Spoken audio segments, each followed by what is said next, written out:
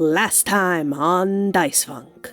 Give me a little more time, brother. I have a person coming back soon that will at least tell us exactly what will happen to us. And he gestures to his skeletal ribcage. And I mentioned in the last episode, he's talking to the pumpkin inside of this this Harvestkin's stomach, right? But there's like an entire body there, including a head that just has a burlap sack over it. So he gestures to that to say like what'll happen to us if something gets tossed in the well. Sure. But stranger, what are you going to do if you don't get the answer you want? I like these people, Harvest, I truly do. But I will not put our people or those we care about at risk for them. If they will not either agree to some sort of safeguard for us, something to keep our interests safe, keep our people alive and healthy, then I will do what needs to be done. Cull the weak to save the rest. Body parts that come into the queue are like under our protection. That probably means that we need better protection for the body parts, if that makes sense. Yeah, so this is a bard, cleric, or wizard spell, Glyph of Warding, which you can use to create basically a security system.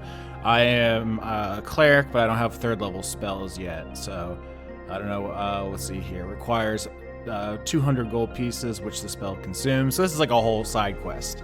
So this Minotaur will look to you and say, "Understood. My name is Cassidy, and I am the leader of this contingent here. If this would be the best way to make your folks seem comfortable, then so be it. I'm not here to cause any issues." So what does President Slater pay? Because I am putting together a Praetorian Guard. Are the muscles fully in those pauldrons? Is there any air in there at all? Just like as they walk away. It's actually sculpted directly to my skin. Not like in a melded way, but there is no breathing room. Should my weight change ever, I will never be able to wear this again. I'm so glad you said, "Oh, here's Miss Killings. Hi." Waving. I'm sure you have some stuff to catch up on.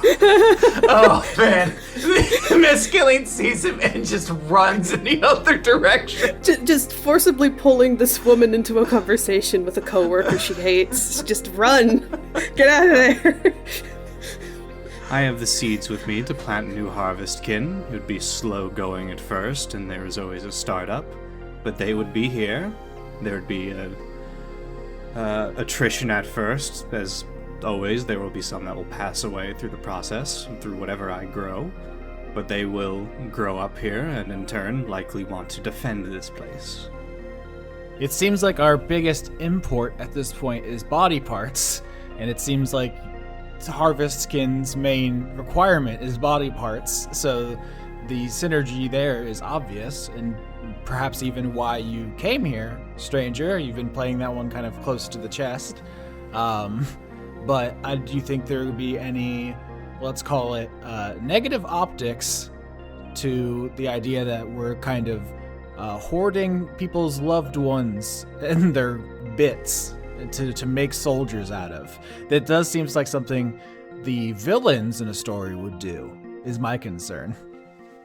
My fear, Hialeah, in the time I have known you, you are incredibly smart and driven, and you believe in yourself to the utmost.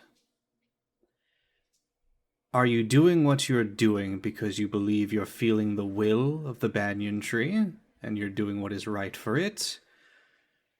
Or are you hearing the echoes of your own ambition? Alright, so you guys will place the sort of jewelry box filled with goo onto the pedestal inside of the banyan tree, and you will slowly start to feel the strangling vines of the banyan tree crawl up you, and feel that the world is starting to fade away, just as you've had experience multiple times at this point. But before everything can go black, you hear a loud crash. And the last thing you hear before the world fades away to darkness is Needle shouting, "The gig!"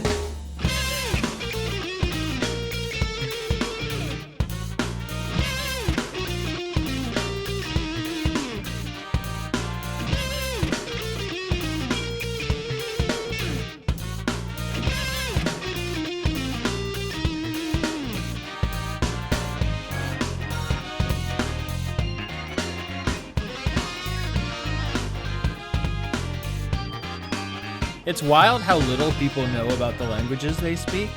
Like, you can just get through life without ever learning any of the words for the mouth sounds. Like, we were just talking before recording about plosives. Can anyone else name a single other thing in that category? Glottal stop. There you go. The thing is, I can't name what the mouth sounds are called. I can tell you what, like, the general shape of mouth sounds should look like, because I was really into animation, like, growing up, and I wanted to be an animator before I realized that animation would probably kill me. Frictives? Yeah, there you go. That's one of them. It's interesting about animation, because I was about to say, we all are like podcasters, or, in some capacity here, and there's no test for that. They don't make sure you know how sounds work, how like sine waves and shit. Like, you can just do it. Technology means you don't need any expertise. So that's pretty interesting. But yeah, I never thought about that. Like, you needing to know the mouth shapes for different sounds and stuff. So they probably would have some expertise. That's cool. Austin, I don't want to sort of parry away your intro topic here, but can I share a recent hyperfixation of mine with a specific silly thing that I have found? Sure. The other ones were consonant, frictive, nasal, approximate, liquid, lateral, and vowel. Go on.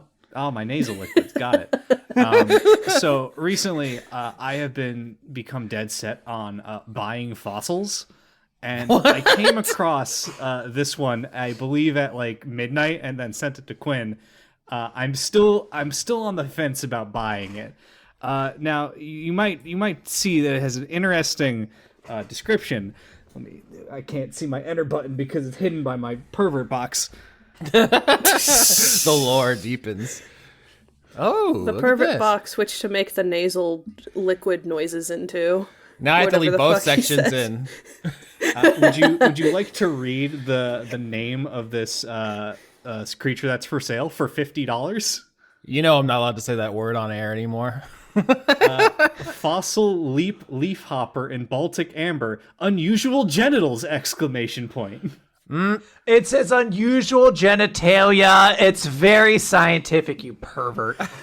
I feel like this is what would happen to me if I was like a fossil. I'd get dug up millions of years in the future, and then some asshole would sell me for $50 on his website and say I got a weird dick. The parentheses for the species, I assume, is Cicadilidae. Did I get anywhere in the ballpark of saying that right? Yeah, sure, whatever. They're not going to tell you it's dead. I was going to say, you're asking a room of two people who definitely don't know, and then maybe in Austin's grand archives, he might know. Cicadilidae? Yeah, it's just cicada. It's the Latin word for cicada. Oh, okay. See, it was in there. And from this journey, I've also found out you can buy just like a lot of teeth in bulk online. So that in bulk? Yeah, you can buy bulk dinosaur teeth. Is somewhat more better than like just bones themselves, because teeth fall out. How much do human teeth cost? I was going to say, I'm more concerned if you could buy human teeth in bulk, because, like, where are we getting these teeth in bulk from? For sale. 3 of the 4 people in this call went to an oddities festival together where they were selling teeth by, like, the handful. You could just get shark teeth and... I refuse to go buy that booth, Thank you very much. I was busy looking at Feifel Goes West trading cards. Sure. I can get you a solid 10 plus broken molars on Etsy for $27. Whew. That's adjusted for inflation? That's not bad at all. Ooh, now I'm seeing some really nice teeth jewelry. we had such an interesting cliffhanger in the last episode. I really want to start every time. Basically, we start every episode, and I'm like, well, I'm sure this will be a normal one. I'm basically like Arnold from Magic School Bus. I'm like, please let this be a normal field trip. And then someone yells, with Quinn? No way. And the fucking, you blow up the gig or some shit. Yeah, I'm gonna kick open the door and be like, your family's dead! Waka waka! I hope this isn't our salmon episode. Welcome to our world record speed run attempt of a vibe check, any percent. We're gonna get in and out of here as fast as possible. Yeah, so last episode, you guys were preparing to enter the vibe check, and you heard a gigantic crash, and then Needles shouted out that the gig. Just shouted out the gig. So that is where you're at right now, is you see the vines of the banyan tree, the roots rather, kind of strangle you into a darkness and then slowly release away to a different kind of darkness. Darkness 2, the sequel to Darkness. Yeah, this is new and improved darkness. It's got more features, but you do have to pay a subscription. Yeah, you do have to keep up with the fee on it, but it's okay because the first month is free. Ooh. Oh, well, if the first month is free. There's an asterisk. I mean, you still have to put in a credit card number, but you're gonna remember. There are ads, unfortunately, no matter what you do. Times are tough. And they are collecting your data. We're just going to riff on the concept of Darkness 2 for a while, so you don't have to face this. In this darkness, though, you see one lone item floating in front of the three of you. It looks like a remote control. Okay, do any of us have any idea what that means? Is that why there's always a camera, there's always a fucking... What I will say is that was context for you, the players. Yeah. To you, the characters, what you were seeing is a square, sort of grayish box that has a single lever on it that goes left and right. And to the left are the letters A-C, and to the right is the letter H. Ah, that's the two heads of the ettin. I was taking notes. Uh-huh. Yeah, I think Hialeah will reach out and take it because no one else took the initiative. That's how we do it here on Dice Funk. Is there a trap? Do I get electrocuted? I was gonna grab it, but I was trying to remember, what's this fucking guy's name? I have it written down, but I can't remember. Antonio-Claudio and Hook. Hialeah reaches out for it, sees you were also reaching, but your arms are much shorter, just because you're little, and so she grabs it and then hands it to you so you can hold it. It's like giving you a toy steering wheel, so you can feel like you're driving. Just I want to look over this thing. It's just like a cute, like a small cube with letters and a lever on it, It just has one lever, just one switch that goes from left to right, and right now it's firmly in the midpoint between them, and it doesn't seem to have any other purpose beyond that. I'm just flipping a coin right now. Oh no! I hit tails, so I'm gonna gently push this lever to the right, to the H letter, I believe. Okay, all right. So you push this lever to the right, and the world around you starts to appear, and you find yourselves inside of sort of, I guess, a cabin. Perhaps would be the nicest word to use, a domicile of some sort. And there is an ettin you can see in front of an easel, and there is an enormous amount of painting supplies all around this creature, and you see that both heads are currently engaged in creating a painting. And in this moment, I want to note that you start hearing a voice, and the voice says, "This is the life.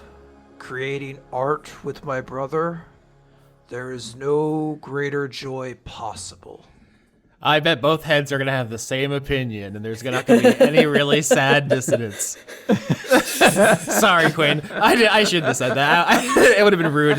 Yeah, no, you're good. No, I don't like it when people do that to me, so I shouldn't. No, it's all fun. I didn't. This isn't me being like, I've created the one time that sadness will be in a story. No, I invented it.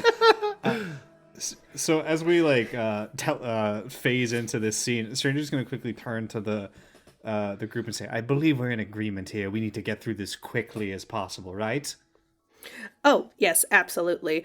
Let's just try to figure out as much as we can, as quickly as possible, and like skedaddle out of here so we can figure out what just happened. Mm-hmm. Yeah, I guess Stranger will go up to engage with Hook and Antonio-Claudio and say, "Hello there, are you the brothers AC and H?" Interestingly, you go up and you try to talk to the ettin, and you find that they seem to be like frozen in still motion. You can see that there is a painting being done between the two of them. That is a weird mix of styles. It almost feels like two contrasting styles, but they are interwoven almost perfectly, like in a way that requires what you would assume a tremendous amount of synergy. But the actual individual is frozen, and the voice continues saying, "I don't need to fight, so my sword arm is weakening, but I get to create instead. Surely a better use of my time." Insight, I feel like we know pretty well what's, going on here, the shape of it, but it couldn't hurt to ask Quinn because I have my stone rune, which gives me advantage. That's a crit 26. I'm not going to roll then. There's no point. Hialeah's special eyes glow as her connection to the banyan tree lets her pierce the veil and know the most juicy morsels, Quinn. Yes, absolutely. With a crit, I am going to give this to you completely. What you believe is going on is that the way the banyan tree is delivering you this particular vibe check is because it has to be through two people. You have the ability to switch between them. But in that way, switching perspectives will require you to potentially miss out on the other one. So this is a situation where it's not as though you're going to interact with somebody and figure out. It's more about choosing which part of this story you want to be able to see. So in this moment, there is something that's just continuing. The dial has been left to H, so you are getting just Hook's thoughts. And presumably while this is happening, there are Antonio-Claudio thoughts that you are missing. Oh my god, Quinn, what the fuck? What the fuck? You were on some game design shit. I was like, I've seen video games attempt this, but it's so high level. What are you even doing? I'm like, oh, here's some goblins. Why don't you fight them? And you're like, let me win a BAFTA award real quick. What are you? It's not that impressive, but I am of the mindset that I'm like, wow, I did create something where half it will just never be enjoyed. Uh-huh. There is just half this that you will not get to see. Holy shit! Yeah, I explained this because this is my insight. I explained this to Lilian and say, well, let's switch over and get a sense of the other one before we miss too much. Oh yeah, sure. Just like hit that switch over to the other side, like just about as quickly as you tell me to. Yeah, you jam it and you find the scene itself does not change, although you see your perception of things does shift a little bit. In particular, you find the world around you starts to kind of dull a little bit. There's less color, there's less vibrancy in it before. Nothing has ostensibly changed. There's still a painting, there's still this room, there's a sky outside and things like that. But everything is more lifeless, you think. And you just hear a voice that says, "I cannot stay here any longer.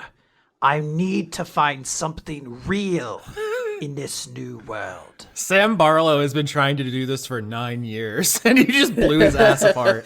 Incredible. So, Quinn, could I get a look at what they're actually painting? Like Sure. Like what? Like are they, like is it a landscape? Is it a person? Like what's going on here? Yeah, it absolutely does look like a landscape. And Lilian, give me a history check, actually. Like every time I'm like, oh, I have like a good modifier. Like I fail anyway, so like let's just tick the box here. One failure.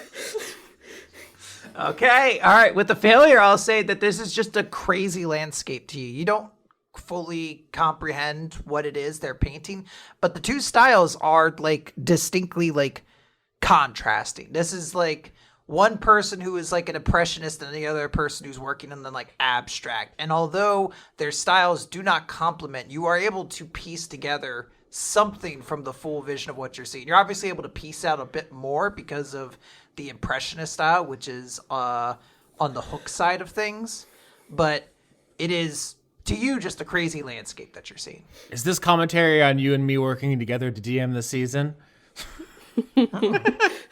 No. Maybe. Just all right. I see some kind of place, and they're using a lot of impasto. I think that's what you call the thick brush work. Oh, I love impasto with the green sauce. Yeah, green sauce. I'm more of an Alfredo guy. You would be. You're a child. What the fuck? I don't know. I just came stranger real hard for no reason. Let's not insult each other's pasta or painting preferences. I think let's try to look around this cabin a little bit and see what we can find.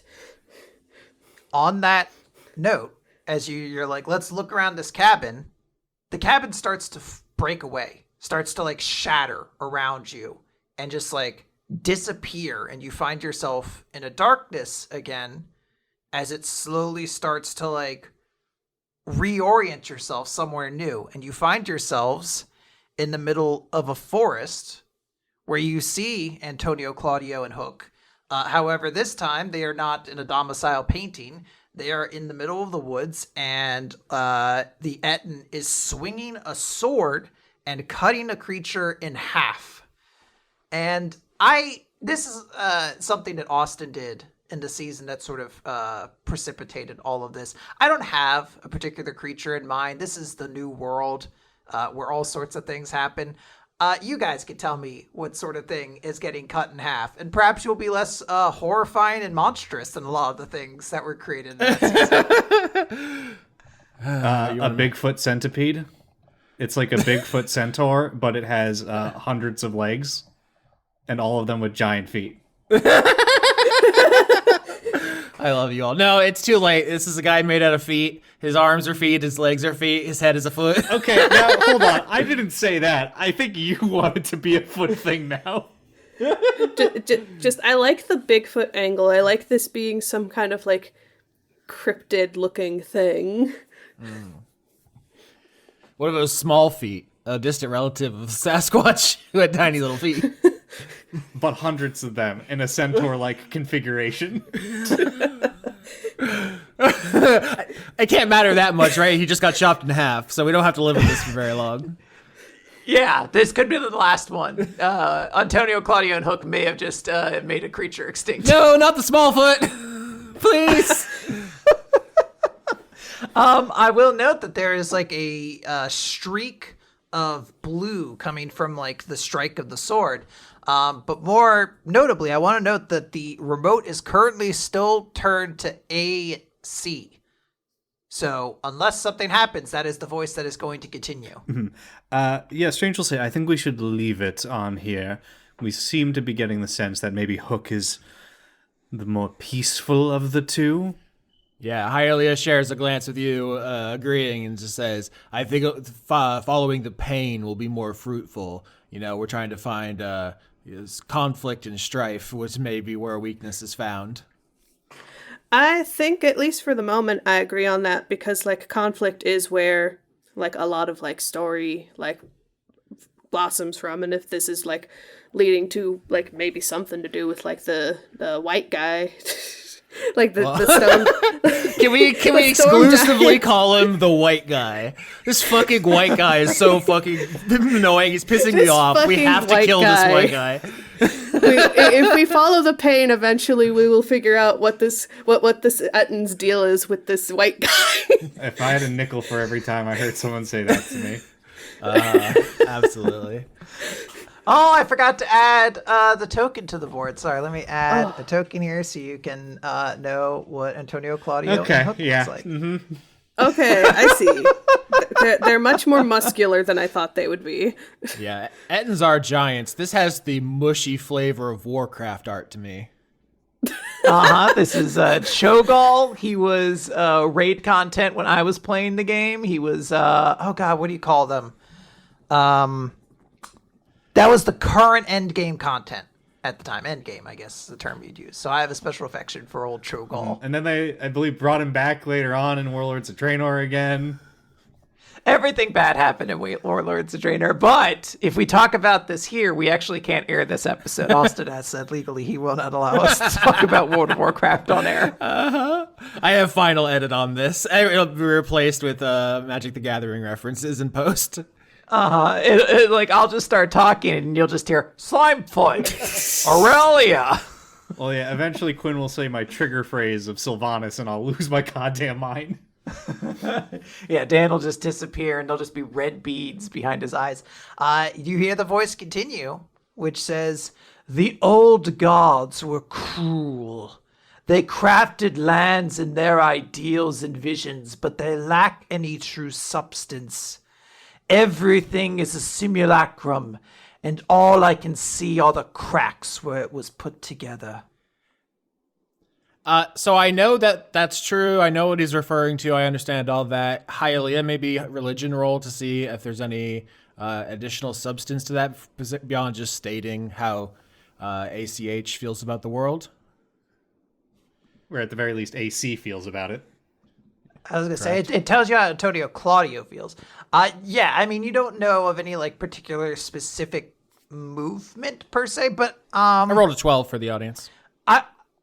I will say, with an average roll of a 12, while you do not know anything specifically, like, about, like, a movement or anything that would, like, qualify for this, I will say that there is a level of truth to this that you have seen in some people who live on the island. That there are some people who have, for whatever reason, maybe not seen a place for themselves in all of these different biomes that exist. Yeah, so if like the god of the ocean made that great western sea with the living water we talked about all the time ago, but if you're like a fish who doesn't want that, you'd be like, wow, this god really shafted me, huh? Yeah, this sucks. Like, you're like, I hate this. And this is, in particular, an artist who is feeling this way, who just feels lost in this world. Yeah, so if I lived in the Dice Funk universe and there wasn't like a ferret biome, I'd be like, I am going to dig up the gods and piss on them, on their bones. Yeah. So I want to note, because you rolled that crit earlier, that the way this specifically works is that there are going to be several scenes you're going to be going through, and in most of them, there are 3 pieces of dialogue you can get, and you can switch in between or look around or whatever. Just know you cannot necessarily interact with the world. But I want to let you know that was just one of the pieces, and I will let you know if you want to switch or if you want to stay on the ettin you're in. Yeah, no, this is really cool and clever. I say Hialeah's main thought is that she wants to stick with the person who seems more unsatisfied. Obviously, we should switch at some point. But I don't feel we necessarily need to go back and forth yet. Mm-hmm. Yeah. Stranger will vocalize, yeah, maybe we stay here for the moment. However, a thought is occurring to me. I think we need to determine if they both wanted to bring back White. Because the sense I am getting is that perhaps giants believed in the ordning, a divinely created perfect order to things that was destroyed.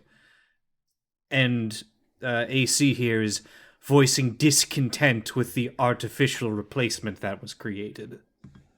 I'm suspecting that he may want it more than his brother.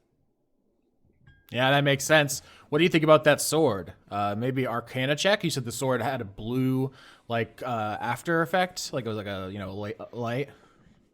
There's like a streak, when you cut something, like there is like a literal streak of blue in the air following the sword. Hialeah says, I really hope that Mr. White, the white man, is weak to blue sword, because that would really simplify our whole shit. I'll roll 2. I botched. Fuck me. Oh, Okay, man. let me try to check. Let me try to check also. Leave me here. Leave me in the Okay, I woods. got a 19. So our rolls are 5, 8, and 19. So that is a fail for the party, unfortunately. No. Lilian really should have used one of Fair's botches there, really, when you think about it. No. I think the curse is actually real. I think this. I think I'm glad we brought Dumas back. I think that they have to deal with an actual curse happening, right? Like in their life. It passed to you. You took on the rabbit mask, and now Fair has the curse. Yeah, just roll with the dice storytelling. Let's make that real. Yeah, and then we Also- go back to Dumas and go, it really should have been you. You should have stayed dead. No, Lilian would never say that. Oh my god. What I will say, so you do not know what this weapon does. I will say that what the substance is seems like something leaking from the top of the sword, but beyond that, you're clueless about what's going on here. Can I investigate, I guess, the body of the creature he killed? Like, if it's leaking something, was this thing poisoned? Sure. You can give me a medicine check. 15. Yeah, 15's good. No, not poison, just fucking raw hammered slash through with some pure ass muscle. This is a beefy ass artist, and whoever is controlling the sword in this moment is a fucking tough hombre. Is it leaking paint? Maybe. Artist of the paint sword, Epic Mickey 3. Epic Mickey 3 is real.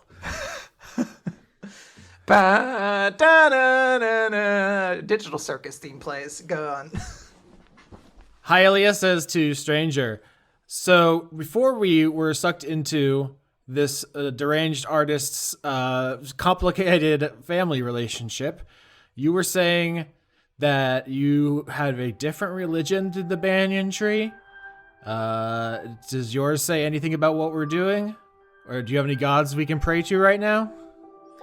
My people believe in, I'd suppose, 2 different distinct things.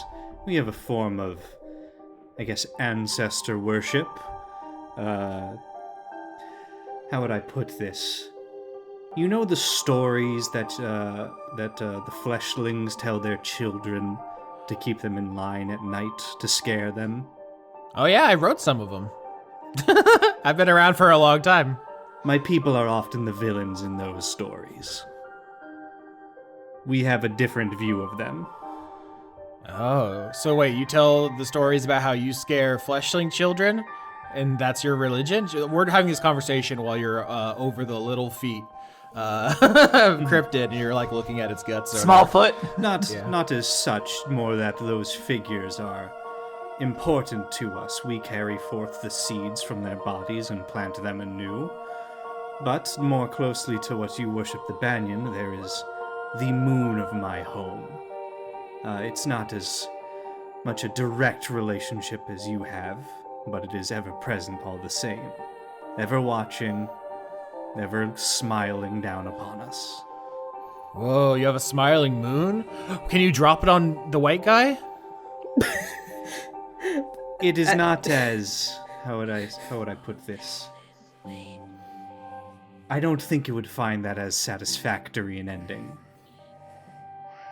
That's interesting. Yeah, I think in response to Stranger talking about a smiling moon, Lilian will probably say something like, I've heard about vague rumors about these large magical things on my trip to the island with the banyan tree. I can't I don't recall if there's anything like that back in Yggdrasil. My family would probably know more about than me. I kind of focused more on my like theater arts than like religion or history studies. But like that is interesting to know that there is a big smiling moon out there. I would assume it probably couldn't like smash down on a white guy, because I would assume moving it from like where Stranger lives is difficult if impossible. I do miss its gaze, although I suppose it's more of a grin than a smile. A smile denotes warmth, which it assuredly does not have. I also miss the gays from my hometown. Same. Stranger will expand on one point. I suppose in our worship we extol the virtue of fear. All right, so if you leave the dial to AC, he continues. It says, "Why give us everything, only to have us end with nothing?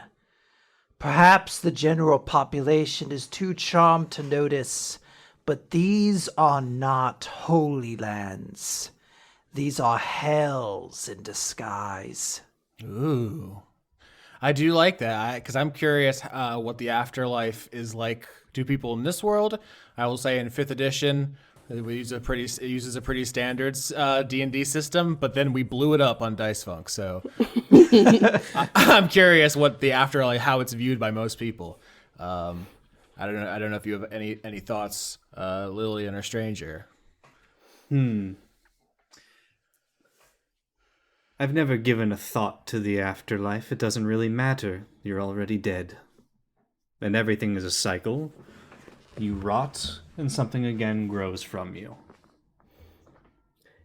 You know, the surprising thing is that, like, maybe not in those specific words, but that's kind of like what my family thinks of death and, like, moving on from it. Like, everybody, like, when you die, you get buried in, like, the family plot, and, like, because you are already a dryad, you like return to the earth and like nurture the other plants around, and it's kind of like the cycle continues kind of thing.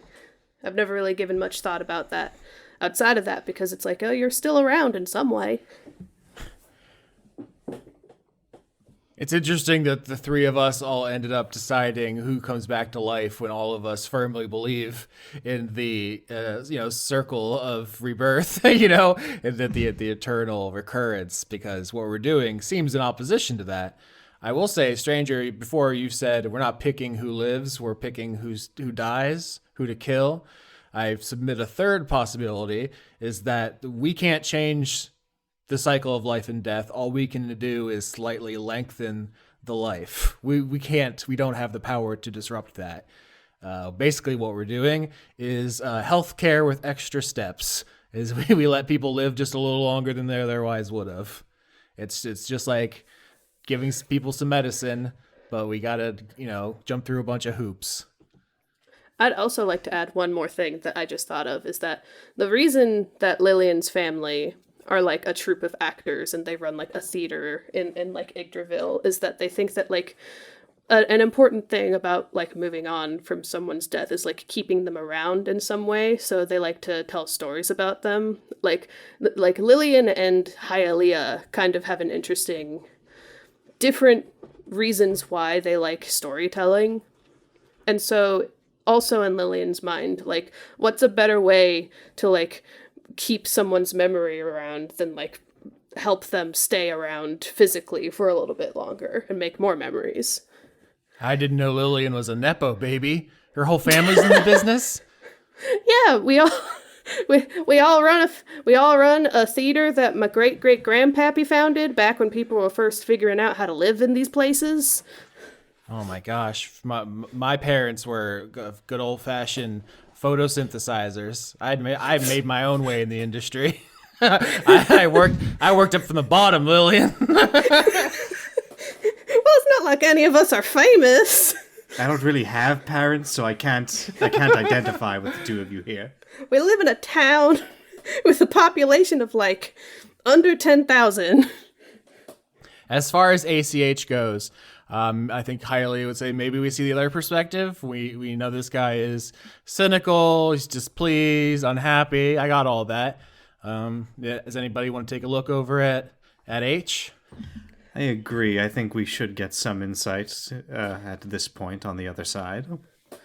Yeah, considering he didn't seem like he was a super big fan of swordplay, like, let's see what he thinks of cutting down, like, little critters.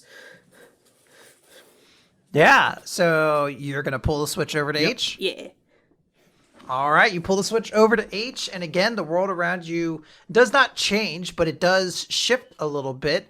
In that same way, you see the world does seem a little bit more vibrant. I don't want to act like this is like, oh, it's someone turned the saturation up or something like that. But there is like more of like almost like how you would expect the world outside to look. Before it was almost like there was a little bit of like a gray filter through it, but now it feels a little bit more true to how you know it. But you also see not necessarily like more creatures, but you do see like maybe eyes lurking in a bush or something like that just weren't noticed before as the visage changes. And you can see, based off the expression of the ettin, that Hook is the one in control when he's swinging this sword and cleaving this small foot in half. And the line that Hook delivers is, "I am not sure what it is he needs to find, but I hope we stumble upon it soon. I am beginning to feel like this new world was not meant to be traveled like this." Wow, supportive brother. I wouldn't know what that's like. Got his ass. Pew, pew, pew, pew, pew. Tyler Yorsky slam. Stranger will assume that was set in character and say, "It's pretty great. I love my brother."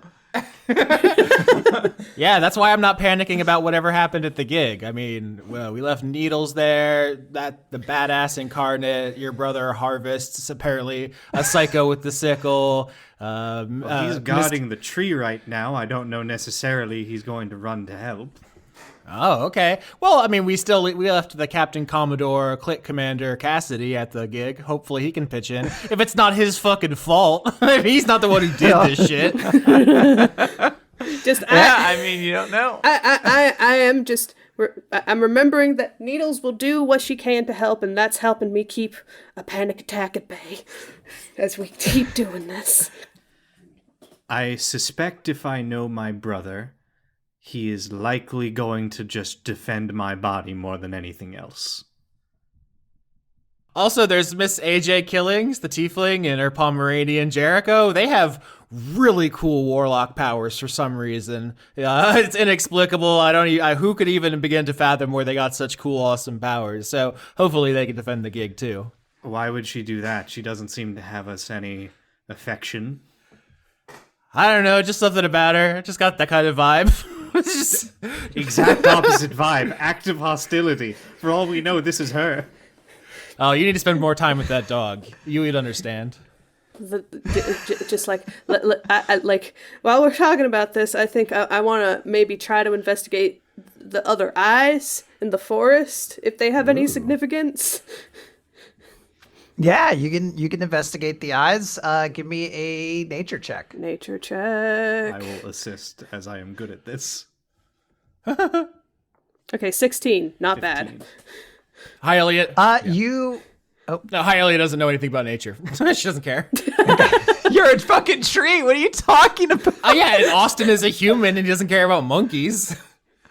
Yes, you do. You fucking love monkeys. I do not love monkeys. A bottom sorry. tier animal. I saw you go ape shit. All right, Austin, come to New Jersey. You're not surviving. I saw Austin go ape shit during the trailer of King Kong versus Godzilla. He was like, "Oh, King Kong!" He was screaming. He was like, he ripped open his shirt. He had a USA flag. Have you seen the new trailer with the baby Kong or whatever the Yes. fuck?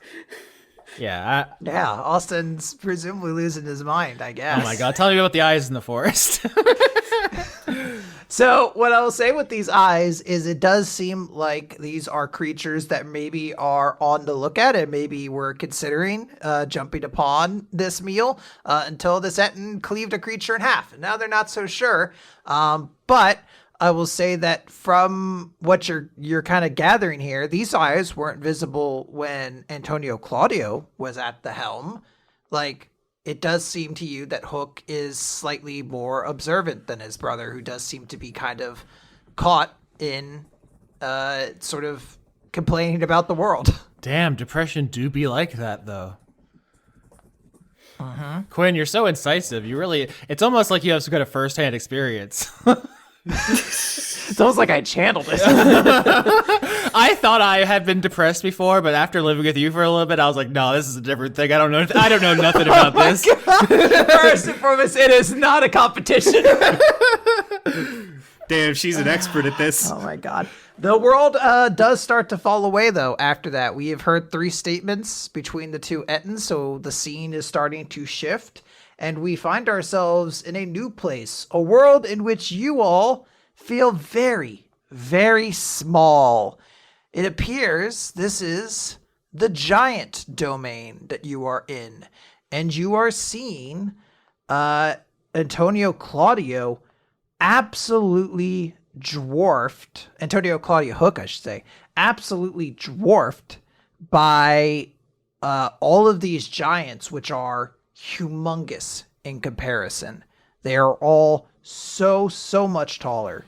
And there is one giant that is taller than all of them. White guy. Uh-huh. I put a new icon there in the roll 20. Hey, it's the freezing flame. Ah, yes, as everyone knows, white guys have mastery over ice and fire. Hey, Gar. Uh-huh.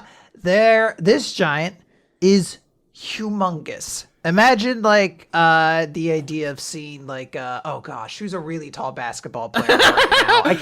I can't use Yao Ming as my reference.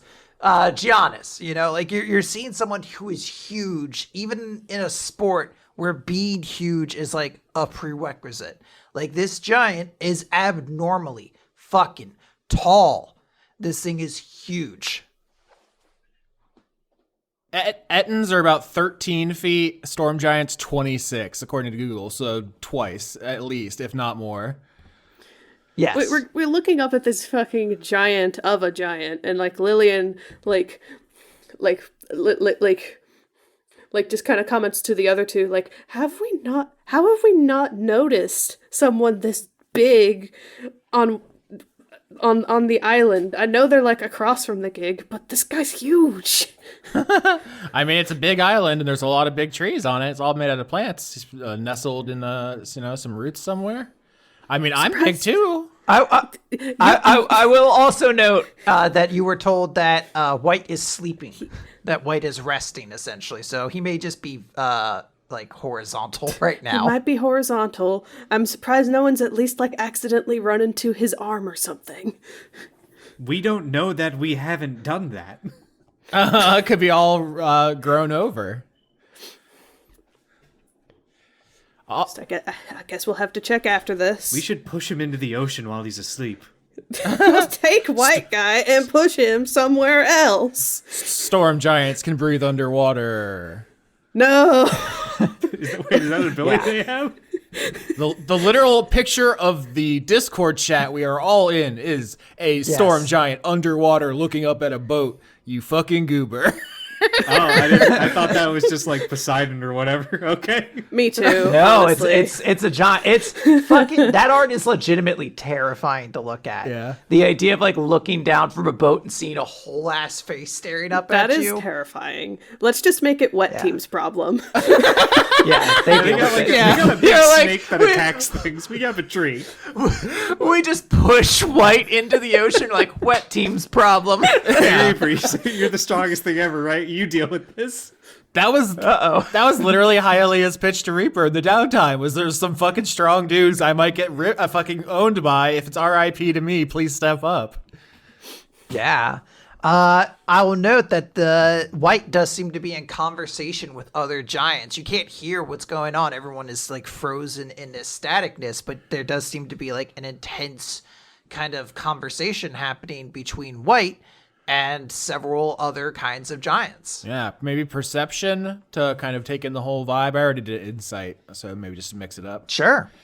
24. Hell yeah. Can I establish Hialeah Hialeah? with the eyes and ears. Can I establish Hialeah has already been to the giant biome? That's why I took giant as my main language, because I was like, who else would she want to kick it with who's tall, you know?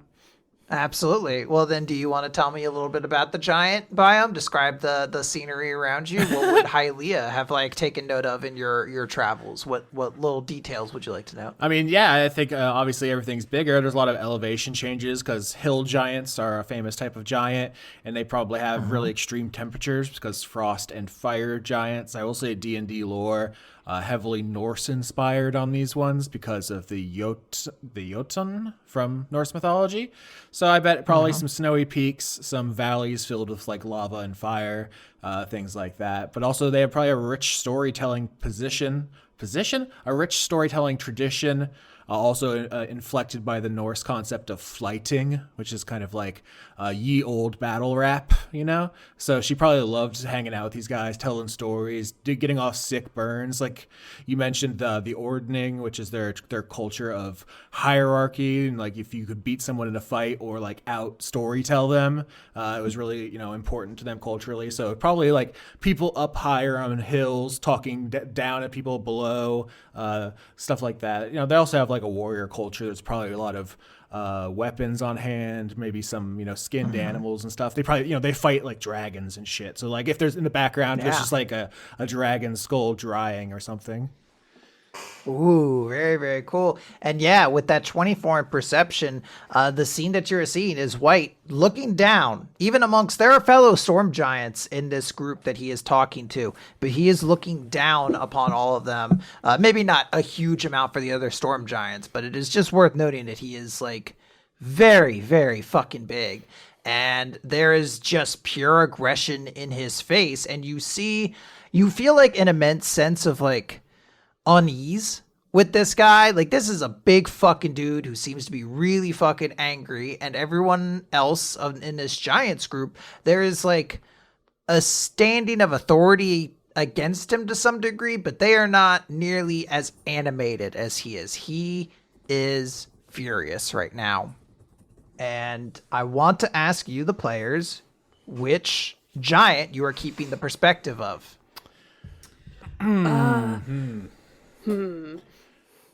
Yeah, I want to stick with the cynical one. That's my vote, just because he might see some kind of flaw or something here. He might be more interested in martial aspects, this guy has a weak style or something that we could exploit. There definitely could be the opposite, but that's just where I'm coming down.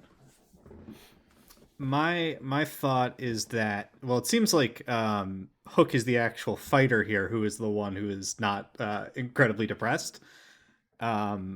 But I have a feeling that probably Antonio-Claudio's feelings more align with White's opinion on this place. The vibe I'm getting is that Hook maybe sees this world as kind of a canvas, a sandbox to exist in, whereas Antonio-Claudio sees it as, a worthless simulacra, like painting a tunnel on a wall in front of Wile E. Coyote. It's not real. Yeah, I am personally, my vote is Antonio-Claudio, because I'm more interested in what he thinks of angry giant staring down at him. I can't explain why, but that just sounds like the one I want to look at right now, at least. Okay, so the vote is 2-1 to switch to Antonio-Claudio. Yep. All right, you turn the lever. You turn the lever to Antonio-Claudio, and again, the world does not change. It just seems to shift slightly. That gray filter sort of reappears, but it is broken slightly, as White has not changed at all, and in fact looks more radiant and heroic than he did in Hook's version of things. There is a more triumphant, sort of proud passion on his face. And in turn, the giants he's arguing with seem more impassioned and frivolous. There is now just, if not more, aggression on their face than on White's. And the voice says, "He is magnificent. We stand amongst giants, and yet this one still towers above. His very presence radiates power. He is a monolith, my monolith, a testament to power itself." So he's a MAGA guy, make giants great again. I was gonna say, don't you hate when your bud gets radicalized to watch too much Jordan Peterson and he's talking about monomyth shit? It sucks.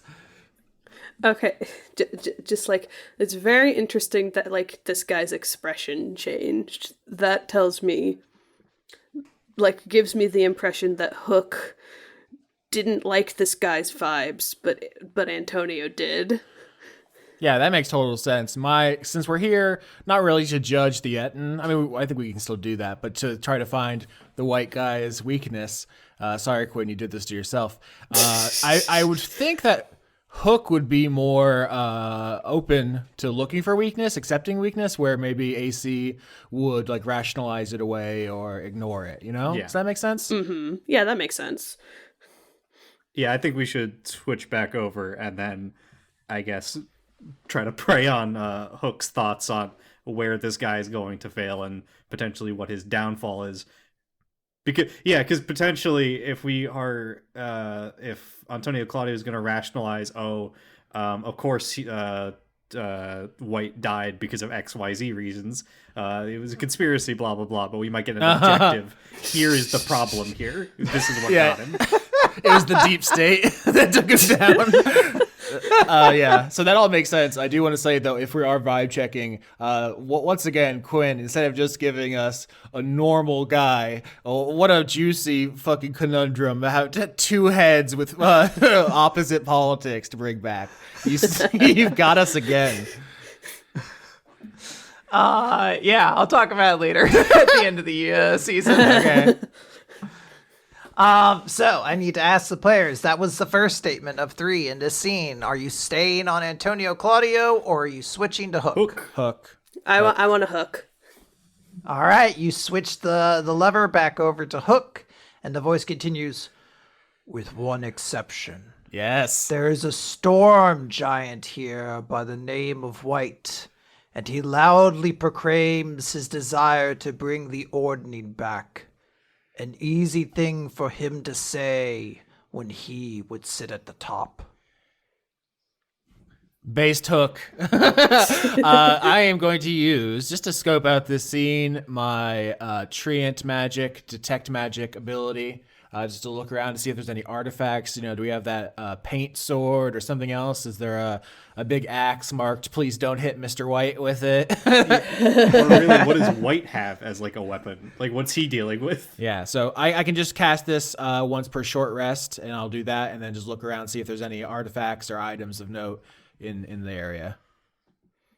So with this, what is this, like a magic vision? How are you envisioning this channels for Hialeah? Do you get like Shinigami eyes? Yeah, this is my special eyes. This is an ability I have for Fearbulug, which is what I'm using for Treant. My kind of flavor is that she kind of uses her fracture, her swords, to like cut away the veil that disguises magical abilities. So she just like slashes in front of herself and steps through it into a deeper layer where she can see magical effects. Okay, yeah. So I will say that, yeah, if you look at this, there does seem to be a magical item, and you do see that there is a sword on Antonio-Claudio and Hook's belt. It is this sword that you saw before that still has some kind of liquid dripping out of it. It is currently like tucked away, though, like on their back. It is not currently being used. As you look around, yeah, most of the giants do seem to be using magical weapons. It is something that does not seem to be uncommon, not necessarily in this world. Hialeah is very well traveled, and perhaps you would know that there is like a certain element of like making it so magical items aren't like a scarcity anymore. There is like a concerted effort to make it so in the new world, items are available for everybody. But so everybody is using a weapon. Even White has a magical weapon, an enormous sword. All right, so there's a lot of magical items here. Is there any rolls or checks maybe to know anything more about them? I'm trying to think of what. There's a spell called Identify, which would just cut to the quick of this, but I don't have it. Yeah. Unfortunately, the party failed on an earlier roll to identify the sword, so I don't think I can give you true. anything more there. And everything else here, while I don't want to, say no, I will say may not be relevant. Sure. These giants here are presumably not going to be in the story, and White's weapon may not be relevant either, as he was revived and presumably does not have it with him. It's doubtful Antonio-Claudio and Hook dragged that to also make sure that he had it. So I guess can we, since this is our first time being able to see like White in the flesh, so to speak, can we look over him to see, like we see he's very obviously tall and powerful. Does he like have any potential old wounds we might be able to exploit or anything like that from someone who doesn't see him as like a glorious golden god that is unkillable? Let me get. Hold on a second. Let me think about this. I want to say a medicine check, but you just did one. Survival to survive the giant? Sure, give me a survival check. That might be a great choice. Is he 16. purple? Is his skin purple just for my mental image, like a lot of storm giants in the book, or is he more like blue? I think in my mind I'm envisioning like a light purplish blue. Okay. But he can also just be pale white if that works, and then you can keep shouting white guy at him. It carries through. With a 16, I will say that is a great roll, Dan. There's not something that you immediately look at in the musculature of this person and say based on the way he stands, he is he has an old basketball injury that fucked up his knee. Like this person does not look like they've lost a lot. And as such, have not accrued very many injuries of any kind. Hialeah visibly jealous because of her old sports knee injury. Maybe we can use that to our advantage. He'll come in strong, thinking he can just crush us. Redirect him, put up a front, allow him to expend himself, and then stab him in the back. So you want us to be like water? Or flow like a Gotta vine. be flexible. All right. That was the second statement. You have one more in this scene. Are you sticking with Hook? Well, I think if we switch to Antonio-Claudio, he might just be jerking it to this guy. So let's stay with him. I agree. I also don't want to see that. Yeah, same. Hialeah doesn't even right. really get the concept of jerking it. Obviously, she knows about that, but it really does not make sense to her. Sure, we'll explore that later. All right. Hook continues. And yet, I notice the look in my brother's eyes. He is stricken with inspiration at this fervent blowhard. I hate that this is what you want to do, but I stand beside you, brother.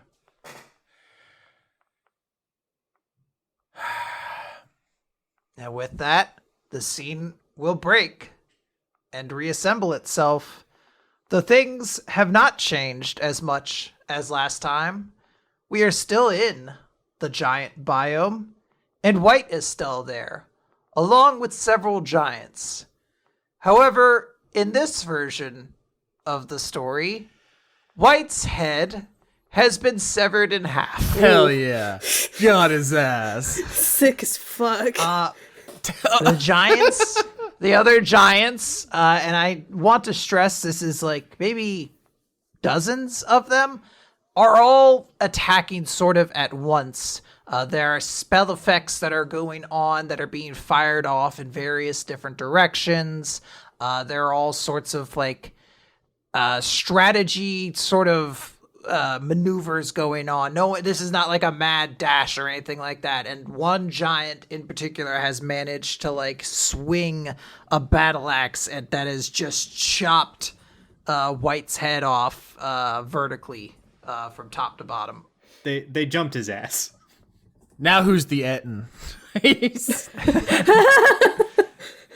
So this is a bunch of giants all ganging up on White. Am I understanding that right? So far. I want to note Are you sticking with Antonio, or are you, sorry, I need to ask, are you sticking with Hook or switching to Antonio-Claudio? I think Hook, because AC will just be like, oh, it wasn't a fair fight. If they 1v1'd him with no items, it would have been fine. Yeah. I would tend to agree. Yeah. All right, you guys stay here. And Hook says, the other giants have made their move. I spied them spike White's drink with a potent poison, but surely the size needed would have to be enormous for something the size of White. And even still, he fights back. This White is too dangerous for this world. So he's weak to poison, but not that weak. He takes like 1.5 damage instead of 2. I have an idea. Sure. You want to drink some of the dream world poison? No, the riddle snake. Is it venomous? Do we want to push him into the ocean and then get the snake to bite him? I don't even know if the Riddle Church people know about the snake. The way Barbella tells it, they don't know if it has a head. They don't know if it has a tail. It's a mystery to them. Just like the amount of venom or poison needed would probably be a lot.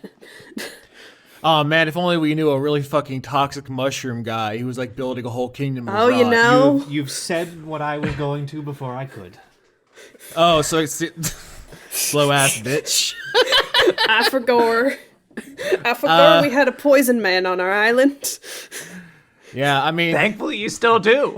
yeah, we almost sent him away. Insight, I guess, on this situation. If there's anything else I'm missing, how does that strike you? Just because if gang up on him while he's poisoned is the answer, that's fine. But if there's any other aspects, maybe. So, yeah, I mean, you can give me an insight check. All right. 22. Yeah, I'm not hitting that button now.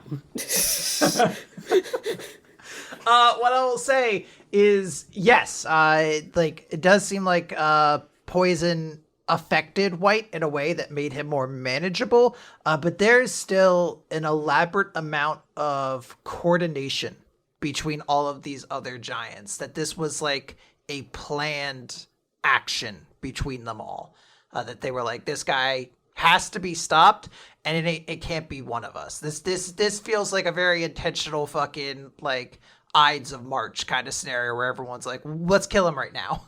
And there was a lot of actual planning to this. To pull that off, we'd need like a whole other team. We can't do that. We're too dry. We'd need a wet team. Oh my god. If only we had some kind of other side of this story. Hell yeah. All right, that was the first statement. I have to ask: are you sticking on Hook? Yep. Are you gonna send Hook? Yeah, I think we will probably have to send Hook here. All right, Lilian. Yeah, I think I'm like, because like my impression at least is Hook might have more insight into like how this was pulled off. And AC might be more like, oh god, he was so cool. No. I can't wait till the post-mortem when Quinn reads the ones we didn't get, and it's just Antonio-Claudio being like, I can't believe they knew his one weakness was just reading your grocery list while walking backwards. It would kill him instantly. How about we keep on Hook and then maybe switch to Antonio for the third one? Sure. All right, so the plan is to stick with Hook for now. Hook continues, spells are flying. These giants were prepared. This is a coordinated assault between dozens. I can't imagine any other way to stop someone like this. He has no equal alone.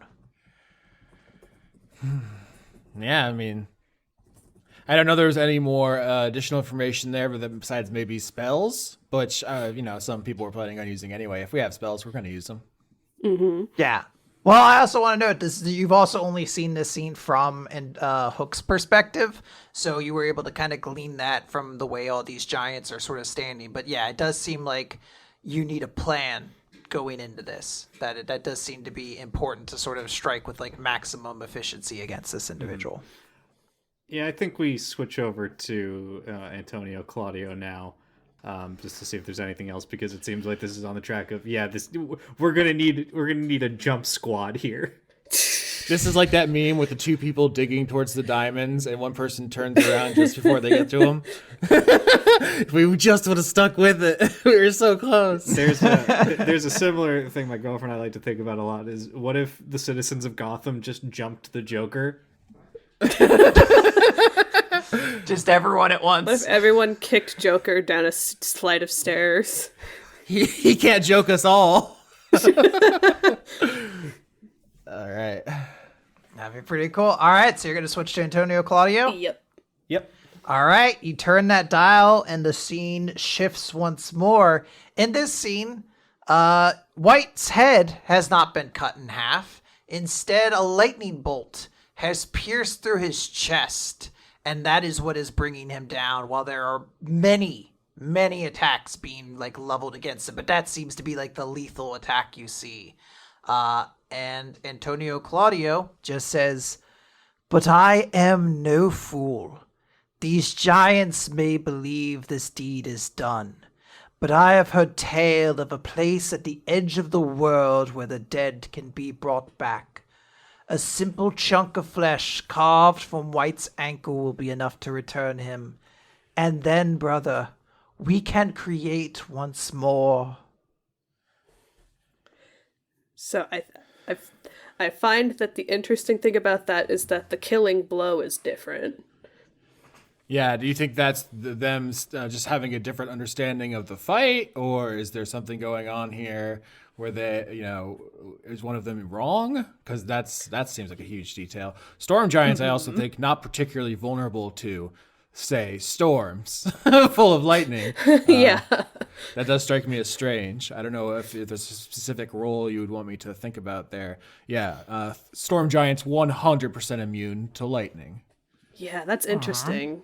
Yeah, I'm gonna say there's no rule here. This is purely on you, the players, to put this puzzle, quote unquote, together yourselves and decide what you're gonna take away from this. Oh fuck! The information. No, you're expecting us to use our minds. Well, hold on, I like puzzles. Yeah. Well, the information has been given to you. This that was the third line, and the scene fades away. But this is not the end of Antonio-Claudio and Hook's vibe check. There is one last line to be delivered as the scene breaks away and reforms, and you find yourself on the island looking up, and Antonio-Claudio is there in front of you, one arm being slowly raised, and one enormous fist coming towards him. You are looking upon the last moments of Antonio-Claudio and Hook. Whose perspective do you want to see for their final thought? I think Oh my we gosh. need Antonio-Claudio because we need to know what his stance would be if he was brought back. What? Fuck him. I don't give a shit about his perspective. Well, It's no, fucking- because he is potentially useful to us as like a resource. If we bring them back, I'll say this in character. If we bring back Antonio-Claudio, we will have more in-depth knowledge of White than what we are getting here. However, what we have seen is that Hook will do anything for his brother. His brother's opinion is the one in this moment is the one that matters. That's all very logical, stranger. It makes a lot of sense. Counterpoint, I'm not bringing back this fucking Nazi.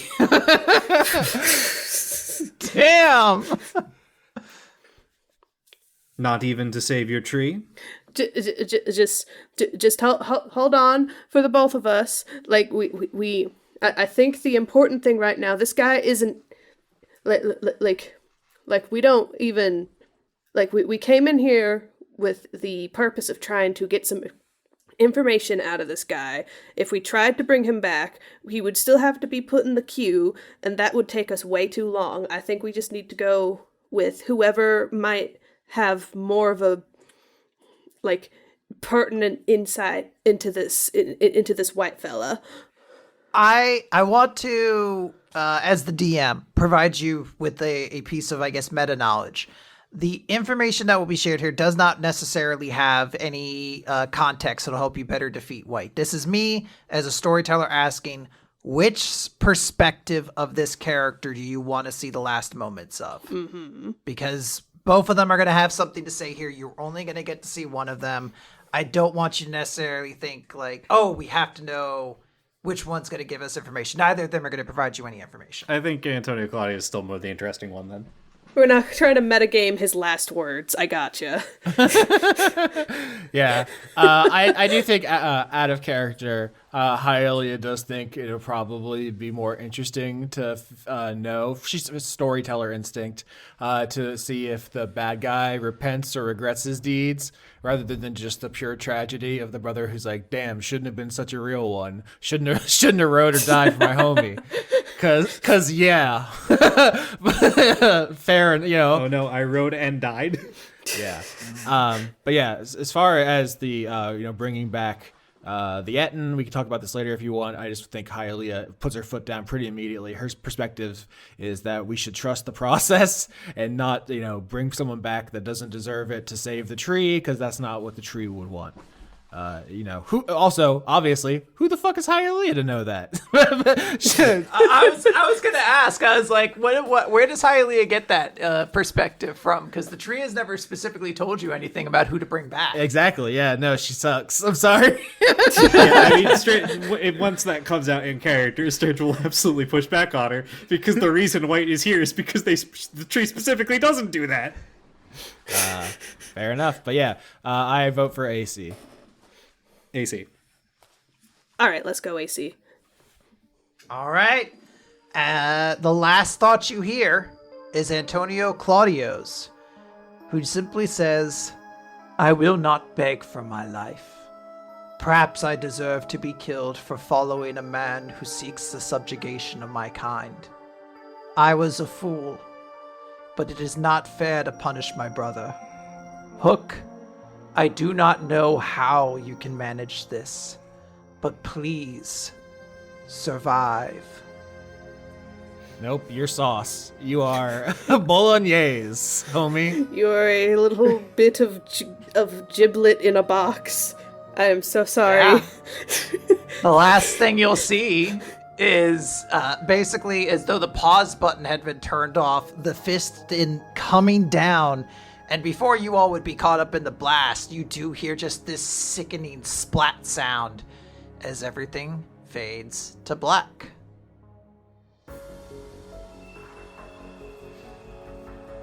Yeah. Quinn. What if you're better at this than me? What if we've been wasting everyone's I'm time? not. I'm not. Oh my god. You did so much work. I just say, like, here's the little guy. What do you want? You did a whole thing. You wrote all this shit.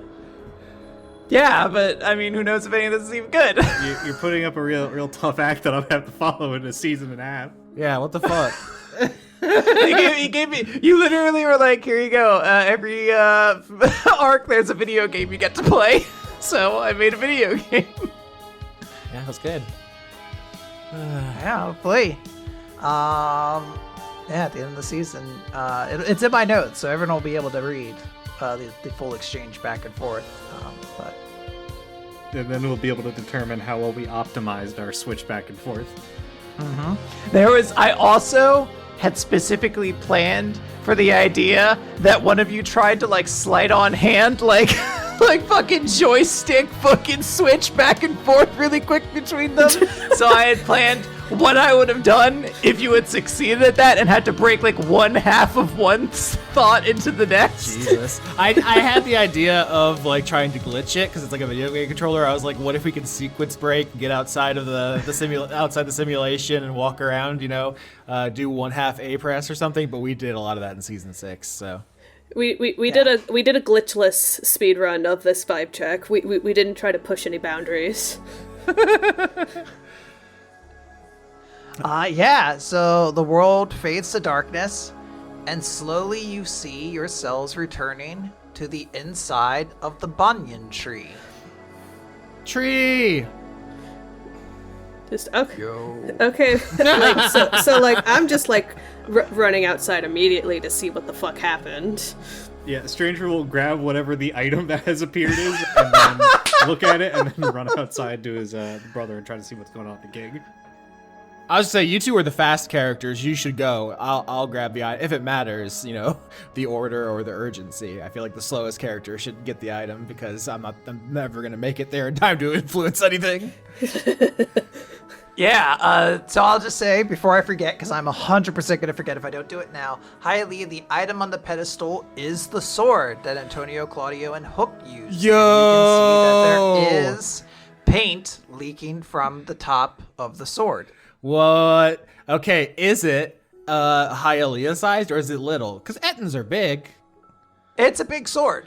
So I would say it could definitely be Hialeah sized, yeah. Would Stranger or Lilian be able to wield it at all? So, yes, I would say that if Lilian wanted to, then it would like scale to fair size, but like the same is true. This is kind of a meta thing, but I don't want to I didn't want to create an item specifically for one player. This is truly anybody can use this. Stranger turns into monsters. I don't think he's gonna wield a sword. Yeah, that makes sense. I think I'm the fighter in the group, but I was just curious if it would work that way, just in case it comes up. Because yeah, some items there are magic items that literally change size for their wielder. That's not weird in D&D. Mm-hmm. Yeah. But what it does specifically, we don't know right now. I'm going to turn the attention over to Lilian and Stranger, who run out of the banyan tree, and you are immediately greeted by Harvest standing there, scythe sort of implanted into the ground, and he says, "Oh, that wasn't too long at all. No, it sounds like you guys can knock out a whole bunch of those in an afternoon if you really wanted to." We had to handle that one a bit quickly. What's going on? We heard something right as we went under. Yeah, it seems like, how do I want to say this? Well, and he just starts to kind of pantomime with his hands, and he's like, crash, right into your gig. What crashed right into the gig? A tree. Well, multiple trees. Oh no, is White throwing trees at us? Did he get help from his big nap? I have no idea. My job was to stand here and guard you, which I did mighty well. I might add, your little cactus friend scampered off to make sure everyone at the gig was okay. I do appreciate that, Harvest. Are there trees still raining at the gig from here?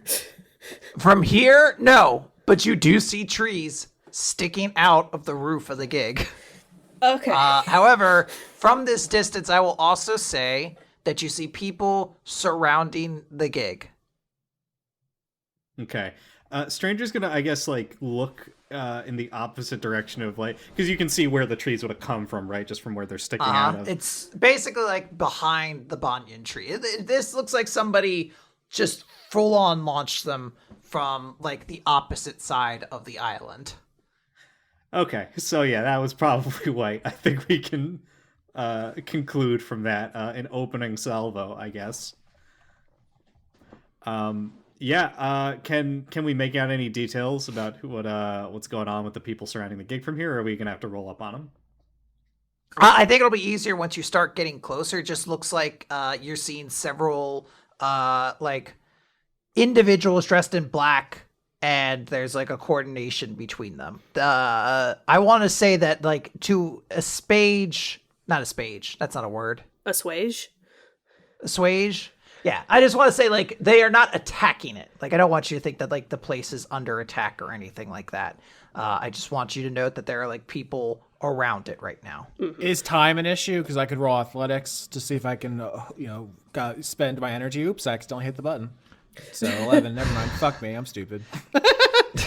No, I think you're good. I don't think there is something where you very specifically are oh my god, we have to rush there right now. I think as you get closer, you can get a better idea of what's going on here. And what seems to be happening is that the various different soldiers that Cassidy brought with him are helping to, get the trees out of the gig. there's like ropes set around it and like pulley systems to kind of like maneuver it so like they don't wreck any more of the building as they're removed. Yeah, I'm running over to the gig to try to find Needles to try to get her perspective, like what the fuck happened. Yeah, Needles you can find, and she's just kind of looking around. She's like, Lilian! Oh my gosh, I was so worried. I'm sorry, I ran away, but the gig started getting attacked. There were trees. There's like holes in the island from the trees that missed the gig. This is fucking wild. What's going on? I was about to ask you that. Like, we like literally like passed out into the vibe check zone, like as things were popping off.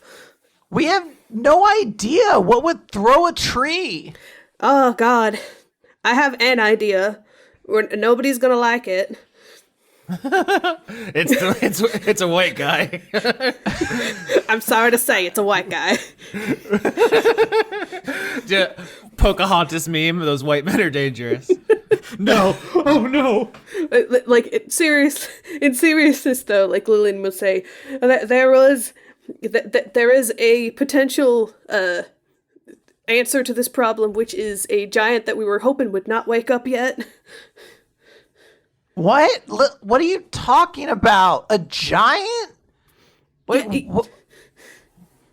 So Mox told us that there's like a giant here who was brought back, but he was really angry about being brought back. But he was like sleeping to like get his energy back up, and we thought we had more time to deal with that. And you didn't tell anybody? We've just been wandering around while there's a giant planning to kill us? That we were trying to get more information first, because if we just tried to go up to him and try to attack him with like a dinky little swords and shit, like he might just up and kill everybody immediately. Being a vibe checker like poisons your brain or something. You all don't just like talk to people. You all keep your shit inside and like fucking angst over it. Why didn't you tell anybody? Why didn't you tell me? Just I was gonna tell you. Hialeah catching up. I told Reaper. Reaper doesn't even freaking like really live here. She just sleeps here and punches walls. This is crazy. Reaper is a member of our community like anybody else. I'm gonna throw up. Hold on. Most people here are already scared of me. I did not think that would help. Listen, it's my responsibility to try to keep people like happy and safe here, and I will acknowledge I fucked up. I didn't think to say anything because I thought that there was more time to put a plan together, to put something together that wouldn't put as many people at risk, and that just put more people at risk. Under her breath, I stole Miss Killings. I told you. Is that loud enough for the rest of us to hear it?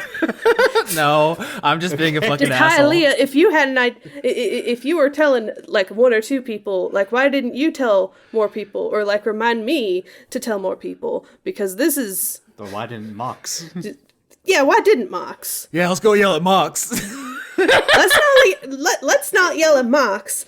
Let's try to do fucking damage control, because It doesn't matter at this point. Lilian is right. just Needles, you have full permission to get mad at me after we sort this out. I'm not going to clobber anyone right now, but just know I'm going to draw pictures of me clobbering people as like a stress release because I'm kind of angry right now. And she's going to kind of waddle away. Needles, you better not fucking draw a picture of me. Needles, don't you fucking do it. I don't know. Does Needles have fingers? Needles has. I imagined Needles has fingers when I was like concepting They're just her. really small and needle-like. She absolutely flips Hialeah off as she's walking away. But the Minotaur Paladin, Cassidy, will approach you all and say, everything better on your end? Hey, Captain Commander. What's up? Yeah, there's a giant that's throwing things, I think. You're It would be a big help if we could coordinate an attack. We actually have plans here. Lilian, you're the talkie. I'm gonna go over. I'm gonna go see. She just walks away mid sentence. To go see Harper, who is, I believe, a builder, right? Yep, he is the handyman in this place. He can build. Yeah, I think Hialeah, somewhat disrespectfully, just doesn't want to explain her shit and just goes to use her smith tools to help Harper fix the hole in the gig. Do you want me to roll that right now? Well, trees just started to fly into the gig. Many crashed into it. We have removed what we can while trying to follow the conditions you all have set about the men not entering the gig. I want to keep to your rules, but we have kept the trees as are because I thought you might want to see this. And he starts kind of walking you towards where all these trees are like laying horizontally on the ground. And every tree has carved into it, "Meet me." He was sending emails. Per my last message. I hope this tree finds you well. I hope this tree finds you well. Hell yeah. Fucking white guys, every time. He's supposed to circle back and touch base. Okay. As an addendum to my last tree. So, I have an idea. This guy said, "Meet me." It is probably like suicide to try to just go over there, like, as the three of us. We probably need more people to come, but we should also probably let civilians know what's happening, because, like, we need to make sure that people, like, I don't know, get somewhere safe. Like, I would much, like, we need to figure out a plan before we even figure out our plan. Does that make sense? I'm a little frazzled. There is a reason he is doing this. If he's able, he could have just kept throwing trees and then mopped us up afterwards. So the thing that, like, after just having that conversation with Needles, like, I don't think that Lilian would want to, like, go off on Pharaoh, at least not without telling people what's up. Like, I think that the people deserve an explanation for a bunch of tree emails being thrown into their rooms. Tree mail. Yeah. Please. Horrible tree mails. All right. I think that is absolutely reasonable. I will just add that Cassidy will ask you all, like, is there anything I can do to assist you right now?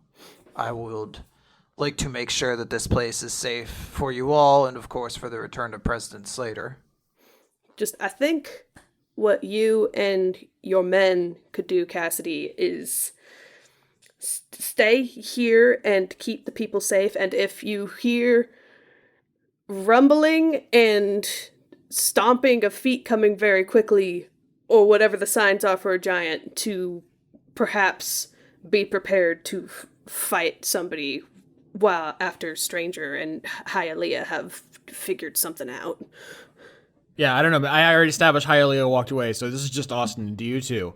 The vision was extremely clear that the secret to beating White was coordination and planning by a bunch of people, and Captain Commander Cassidy has a bunch of people who have training, so it feels extremely foolish to do anything but get them, apprised of possible situations there. I don't know. That's just, to me. Strangers is making the point that if whatever plan we do come up with beforehand, falls through, and a giant is approaching this the gig, like, you're not gonna win the fight at that point. Just get people and run. But yes, Stranger will turn to Lilian and Cassidy and say, I do believe you should assist with repairs at this point. I think we can remove our previously discussed request of you not entering the gig. We have to deal with this giant. I am a skilled poison brewer, so I can potentially work with Buck as a way to get something we can get from here. So Hialeah, I know, wants to go and speak with Harper about fixing the hole inside of the gig. But before you guys can get started, Dumas starts kind of shouting in the middle of the gig to everybody, like, guys, it's, he's here. Me? No, not you. Yeah, that was weird why you would refer to me as him. I didn't understand why you would be so excited. Hialeah. Except for me. Hialeah, not everything has to be about you. Let Dumas talk. Stranger's head snaps over. Pofo, has he been returned? Pofo's here. Stranger looks to his brother and then nods towards Dumas and fucking doesn't give a shit about this conversation with Cassidy or anything else. Heads right towards it. I don't care if the giant eats you all, I'm out. Yeah.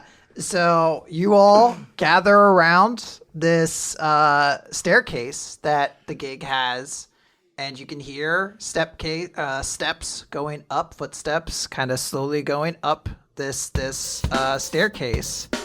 And entering the gig lobby is Pofo, the Fearbelug.